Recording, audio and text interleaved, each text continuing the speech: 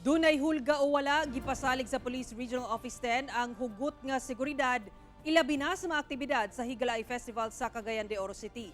Kini taliwala sa mikatag nga memorandum nga doon na kunoy pagpangatake o pagpamomba sa rehiyon. Ani report. Gipasalig karon sa Police Regional Office 10 nga nagpabiling hugot ang seguridad ug intelligence monitoring nga ilang ginahimo sa tibok Northern Mindanao.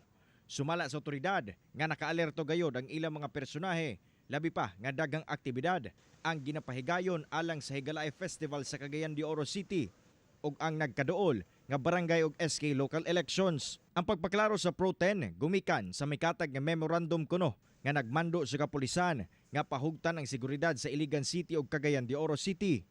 Tungod sa posibleng pagpangatake nga mahitabo sa mong mga lugar, pinaagi sa pagpamomba ang mong memorandum ginaberipika pa sa kapulisan. Ato na kanang mga gina-anticipate ang pwede nga mahitabo ay labi na sa pwede kabuhaton sa ato ang mga kontra like kining mga atong local terrorist group that is part of our mga preparation, no, ilabi na sa mga security measures nga ato ang ginapatuman. Bisan og doble alerto ang kapulisan, miapila sab kini sa katawhan nga i-report gilayon kanila ang mga adunay katingad-an ug lihok sa ilang komunidad. Mabinantayon kita, i-report good sa pinakaduol nga police station or tawag sa hotline numbers sa kung aduna sila yung mga tawo o grupo nga adunay kadudahang lihok o armado ba kaha o adunay mga insidente nga panghitabo sa ilahang palibot. Kauban si Makoy Sempron sa kamera.